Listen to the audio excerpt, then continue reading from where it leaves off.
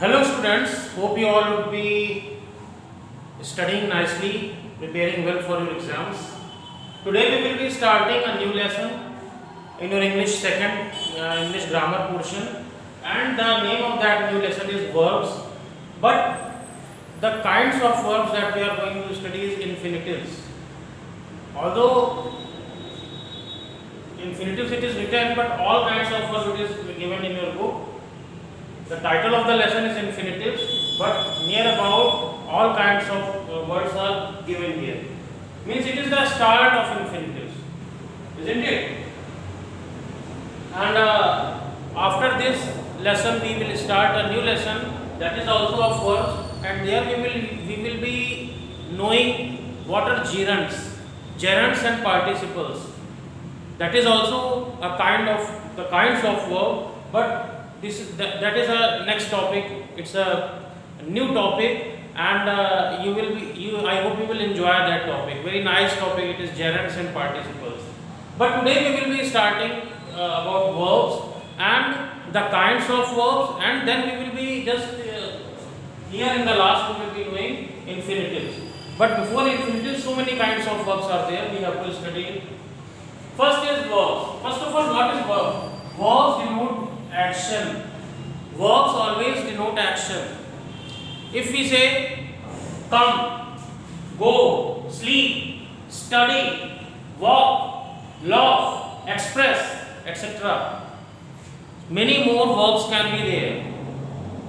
Read, travel, watch, isn't it?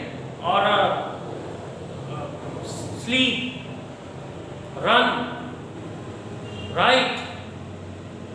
Many verbs can be there. Any action is there. That is, if any action we are talking about, that is called a verb in a given sentence. Suppose that the students are enjoying their holidays. Enjoy. We all are preparing well for exam. Prepare. Means any action that is being done. Any sentence cannot be complete if the action is not there. Action should be there. Means verb should be there. If verb is not there, then the sentence is not complete. So, verbs denote the action. Which action is being done in that particular sentence, that particular action is called verb. Now, kinds of verbs. Here I have mentioned transitive verb, intransitive verb, detransitive verb, linking verbs, finite verbs, non-finite verbs, and in non-finite verbs I want to tell you that there are three kinds of non-finite verbs. First is infinitive, isn't it? Then in infinitive there is again bare infinitive, but it is bare infinitive is of infinitive. Out of means the kinds of non-finite verb is infinitive. Then second is gerunds, third is participles. So gerunds and participles we will be continuing in the third chapter, means next chapter. Infinitives we will be studying today. Infinitives we will be studying today, and gerunds and participles we will be continuing in the next chapter. Non-finite verb and infinitive is the first kind of non-finite verb. Second is gerunds, third is participle. This bare infinitive is of infinitive only, not of gerund and participle. Means this is under this falls under this category and this falls under this category, isn't it? It is not related to gerunds and participles. So now coming over to the topic, kinds of verbs. First is transitive verb. What is transitive verb? Transitive verb are those verbs where object is mentioned. What is object? Object is the particular thing upon which any action is being performed. Suppose that if I say he gave me the book. He gave me the book. What is the action? Give. Give means give is the past tense, second form of give. So what is the action? Give. So upon which thing the action is being done? What did he give? Book. So where the object is there means upon if such word is mentioned upon which the action is being performed, that is object. Suppose that I found a necklace. Now what is the action? Finding is the action. But finding is done upon which object? Finding is done upon necklace. So necklace is the object here. if the action is performed upon anything, that type of that word is object. But if the sentence has an object, then the verb is transitive verb. Now you see, I found the necklace. The object is mentioned here, necklace. That is why this is transitive verb, because the object is there. But if the object is not there, suppose that if I am saying I found, I am not saying the necklace, I am saying I found. So we are not knowing upon which thing the action is being performed. What did I find? No any reply we can get. So where the object is not mentioned, that is intransitive verb. Suppose that the necklace is not written, only I found is written. In that situation, found is intransitive verb. But here I found the necklace, object is mentioned. That is why found is transitive verb. So there is a difference between transitive verb and intransitive verb. Third is detransitive verb. Detransitive verb has two objects. One is direct object and the second is indirect object. Now you can say, sir, what is direct object and what is indirect object? So upon which thing the action is being performed, that is direct object, and one who is getting the benefit of that action is indirect object. Suppose that he gifted the necklace to his wife. Now you see, what is the verb? Gifted. Now gifted is the verb. Is there anything upon which the action is being performed? Gifted is performed upon what? What did he give? He gifted the necklace. That is why necklace is the object. But which type of object? It is direct object, because upon necklace the action is being performed. Gifting is performed upon necklace, not upon his wife. What did he give? Necklace he gave. He gifted necklace. So the action is being performed upon necklace. And who is benefited? Who is getting benefit of this necklace? Wife. His wife is getting benefited. So one who is getting benefited is indirect object, and one upon which the action is being performed, it is direct object. Isn't it? So it is direct object and indirect object. So here also gifted is a transitive verb, because there are objects. If there is no object, then only it is intransitive verb. If there are this one object or two objects, so in that case it is transitive verb. Isn't it? Now you see linking words. What is linking words?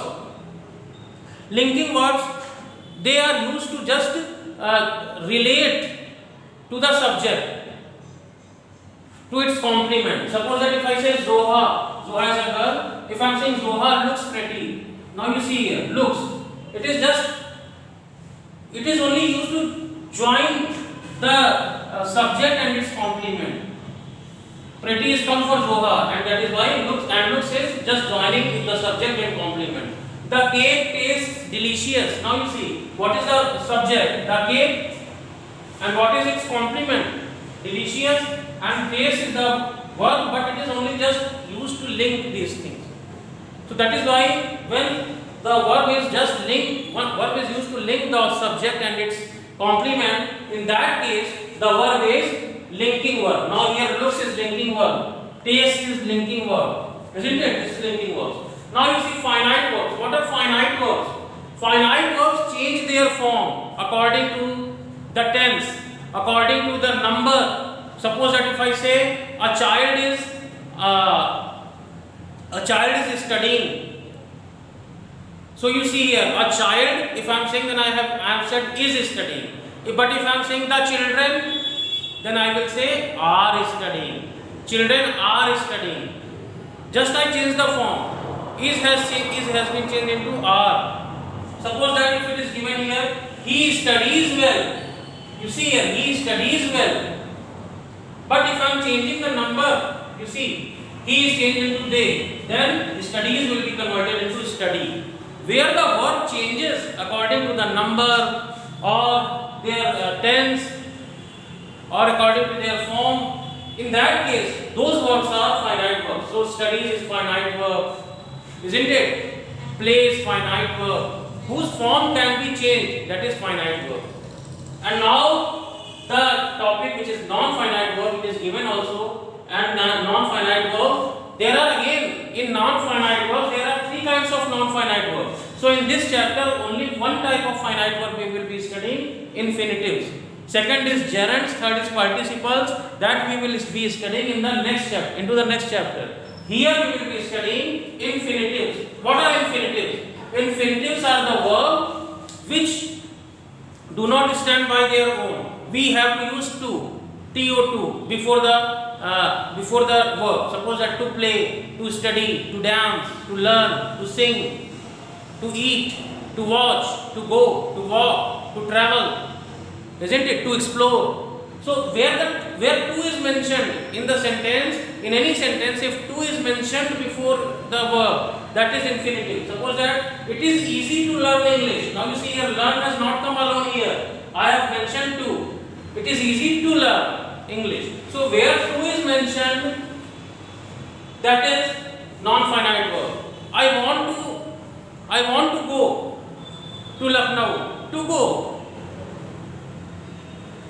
He is trying to learn cycling. To learn.